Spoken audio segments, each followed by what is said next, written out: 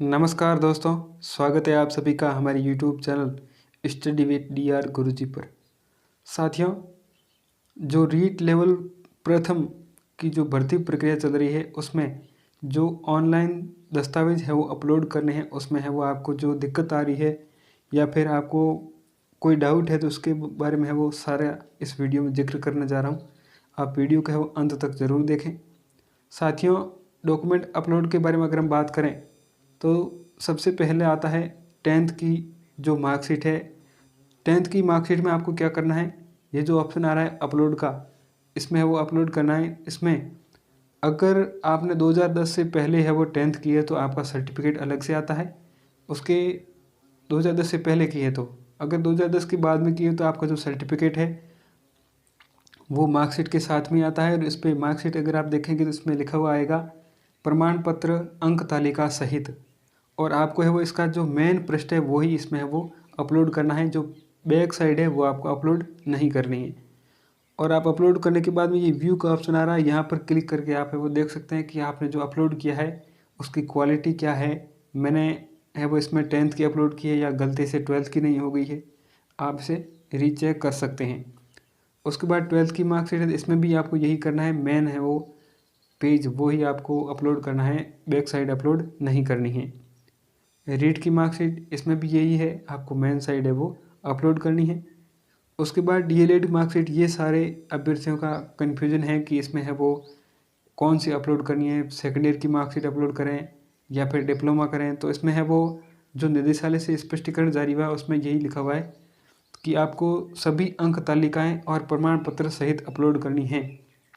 तो आपको first year की मार्कशीट, सेकेंड ईयर की मार्कशीट और प्रमाण पत्र तीनों हैं वो एक PDF में है वो क्रिएट करके 200 KB से कम अपलोड करने हैं।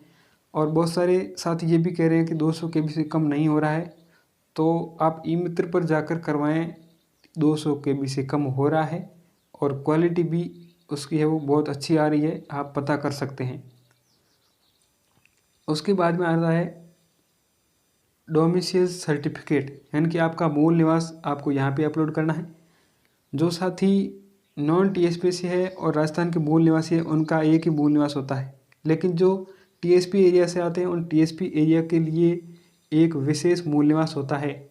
आपके पास दोनों मूल निवास है, एक राजस्थान का मूल निवासी का और एक TSP का, तो बहुत ही अच्छी बात है। अगर आपके पास नहीं है तो इसमें है वो आप जो दोनों जगह पर है वो जो TSP का जो मूल निवास है वो लगा सकते हैं, आपको कोई समस्या नहीं आएगी।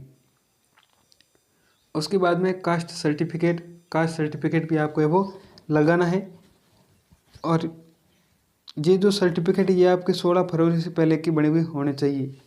उसके बाद ग्रेजुएशन की डिग्री, इसमें भी आपको है वो फर्स्ट ईयर, सेकंड ईयर और फाइनल की मार्कशीट लगानी है, साथ में डिग्री भी लगानी है। अगर आपके पास डिग्री नहीं है तो आप प्रोविजनल सर्टिफिकेट है वो लगा सकते हैं। अगर आपके पास प्रोविजनल भी नहीं है तो आप है वो तीनों ईयर की डिग्री लगा दें, आपको कोई दिक्कत नहीं होगी। लेकिन जब आप ऑन जो जिला स्तर पर वेरिफिकेशन करवाएंगे उस समय आपके पास या तो डिग्री होनी चाहिए या प्रोविजनल सर्टिफिकेट होना चाहिए। उसके बाद पोस्ट ग्रेजुएशन डिग्री, इसमें भी यही प्रक्रिया है, ग्रेजुएशन की तरी है। उसके बाद B.Ed मार्कशीट, यानी कि आपने जो पहले आवेदन किया उसमें आपने B.Ed भी कर रखी है, आपने उस फॉर्म में है वो शो की है तो आपको इसमें अपलोड करनी है, अन्यथा नहीं करनी है। स्पोर्ट सर्टिफिकेट है। उसके बाद डिसेबिलिटी PA सर्टिफिकेट, मतलब विकलांगता से संबंधित है। उसके बाद डेथ सर्टिफिकेट ऑफ हस्बैंड, यानी कि जो विडो है उनके लिए है। उसके बाद डिवोर्स सर्टिफिकेट वगैरह है। उसके बाद पेंशन से संबंधित है। उसके बाद याद रखना TSP बोनीफाइड मूल निवास, आपके पास ये है तो आपको यहाँ पे अपलोड करना है। और जो राजस्थान का मूल निवास का जो ऊपर ऑप्शन आ रहा था वो आपके पास नहीं है तो वहाँ पर है वो आप जो विशेष मूल निवास है वो आप लगा सकते हैं, आपको कोई दिक्कत नहीं आएगी। उसके बाद EWS सर्टिफिकेट है, ये आपको लगाना है जिनकी EWS कैटेगरी है। ये सारे आप अपलोड करने के बाद में व्यू अपलोडेड डॉक्यूमेंट पर क्लिक करके सारे देख सकते हैं कि आपने जो अपलोड किए हैं वो सही किए हैं, उनकी क्वालिटी कैसी है। और ये सारे अपलोड करने के बाद में आप है वो 10 तारीख से इसे लगातार है वो साइट पर है वो चेक करते रहें, नोटिफिकेशन में आपको है वो स्लॉट अलॉटमेंट होगा, इसके बारे में भी जानकारी रखें। इसके बाद में बहुत सारे साथियों की जो चेकलिस्ट भरने के बारे में मैंने एक वीडियो में बताया था, तो चेकलिस्ट को किस प्रकार से भरना है उसमें कई है वो दिक्कत आ रही है, तो मैं आपको इस वीडियो में बताने जा रहा हूँ। सबसे पहले तो घोषणा पत्र और शपथ पत्र के बारे में क्लियर कर दूं। घोषणा पत्र और शपथ पत्र आपको स्टाम्प पेपर पर नहीं बनवाने हैं, आपको एक साधारण वाइट पेपर पर टाइपिंग के द्वारा तैयार करने हैं, और इनको भी अलग अलग तैयार करने हैं, न कि एक साथ तैयार करने हैं, क्योंकि जो चेक लिस्ट में क्रम है वो अलग अलग दे रखा है, और अलग अलग क्रम होने के कारण आपको वहीं पर वो अलग अलग लगाने पड़ेंगे, और इस पर नोटरी की भी आवश्यकता नहीं है, आपको नहीं करवानी है। और आपको घोषणा पत्र और शपथ पत्र कौन कौन से बनवाने हैं, ये जो सभी के लिए लागू है वो इसमें वो बताने जा रहा हूँ। आपका है वो कोई अलग है तो आप उस चेक लिस्ट में देख सकते हैं। एक राजस्थान के मूल निवासी, अगर आप राजस्थान से हैं, मूल निवासी है, तो आप सभी को है वो एक स्व घोषणा पत्र बनाना है वाइट पेज पर टाइपिंग के द्वारा।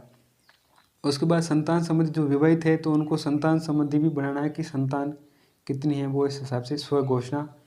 दहेज संबंधी विवाहित को बनाना है, लेकिन अविवाहित का इन्होंने क्लियर नहीं किया है, तो अविवाहित को चाहिए कि नहीं चाहिए। मेरे हिसाब से आपको अविवाहित का भी बना लेना चाहिए, इसमें कोई ज़्यादा खर्चा नहीं आने वाला है कि अविवाहित हूँ और भविष्य में दहेज नहीं लूँगा और नहीं दूंगा।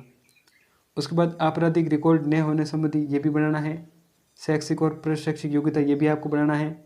उसके बाद जो भी कैटेगरी है, विधवा है, परित्यक्ता है, जो विकलांग हैं, उन है वो अलग अलग कैटेगरी के हिसाब से आपका कोई सर्टिफिकेट है वो लग रहा है, तो उस हिसाब से आप है वो स्व घोषणा पत्र जो चेक लिस्ट में दे रखा है तो आप ज़रूर बनाएं। उसके बाद जो मूल निवास का मैं उस पहले भी बता चुका हूँ कि जो टीएसपी एरिया के साथियों के सवाल थे कि हमारे पास विशेष का ही है, जो राजस्थान का मूल निवास वो नहीं है, तो आप दोनों जगह पर टीएसपी का लगा सकते हैं, आपको कोई दिक्कत नहीं आएगी। उसके बाद आय प्रमाण पत्र की है वो आपके पास कन्फ्यूजन है कि आय प्रमाण पत्र कब का बनवाना चाहिए, तो आय प्रमाण पत्र आपका 16 फरवरी से पहले बना हुआ होना ज़रूरी नहीं है। आप है वो आय प्रमाण पत्र अभी बनवा सकते हैं, और ये वो आय प्रमाण पत्र आपका 4 पेज वाला होना चाहिए, जिस पर है वो 2 उत्तरदायी व्यक्तियों के हस्ताक्षर होंगे।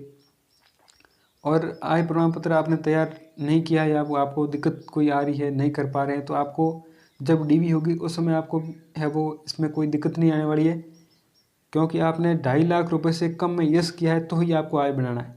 और उसमें भी अगर आप समय पर नहीं बनवा पाते हैं तो आपको है वो 10 रुपये का जो भारतीय पोस्टल ऑर्डर आता है वो आपको लगा देना है, जो ऑप्शन नंबर 29 आ रहा है चेक लिस्ट में, वहाँ पर आप लगा देना। उसके बाद बीए की अंक तालिका, डिग्री, प्रोविजनल। आपको डीवी के समय या तो आपके पास डिग्री होनी चाहिए या आपके पास प्रोविजनल होना चाहिए, दोनों में से एक होना ज़रूरी है। आपने जहाँ से भी बीए की है वहाँ से आप है वो डिग्री नहीं मिलती तो आप प्रोविजनल आपको मिला होगा। उसके बाद चरित्र प्रमाण पत्र संबंधी बात करें तो चेक लिस्ट में कहीं पर भी चरित्र प्रमाण पत्र है वो जो 2 गजेटेड ऑफिसर से बनवाने का जिक्र था वो इसमें नहीं है, लेकिन मेरे हिसाब से आपको है वो तैयार करने, क्योंकि इसमें कोई ज़्यादा आपको लॉस नहीं होने वाला है। और जो चरित्र कॉलेज से मिलता है, कॉलेज से जो चरित्र मिलता है उसके बारे में अगर बात करें तो आपने जहाँ से, जो आपकी अंतिम संस्था है जहाँ से आपने रेगुलर है वो डिग्री की है, चाहे आपने एसटीसी के बाद में बीएड की हो या फिर बीई है वो रेगुलर की है, तो आपका जो भी अंतिम शिक्षण संस्थान है वहाँ से आपका जो रेगुलर किया तो वहाँ का आपको चरित्र प्रमाण पत्र देना है। और ये भी जरूरी नहीं है कि आपका पुराना है, कितना भी पुराना हो आपकी अंतिम शिक्षण संस्थान का जो चरित्र है वो काम आ जाएगा। 16 फरवरी के बाद में बनाओ भाई, जरूरी नहीं है, तो आप ये डॉक्यूमेंट है वो अवश्य तैयार कर लें। इसके अलावा भी आपका कोई डाउट हो तो आप बस वीडियो के नीचे कमेंट कर सकते हैं, मैं आपका रिप्लाई दे दूंगा। और दोस्तों, आपने अभी तक मेरे चैनल को सब्सक्राइब नहीं किया है तो study with DR Guruji channel को ज़रूर सब्सक्राइब करें। धन्यवाद। जय हिंद।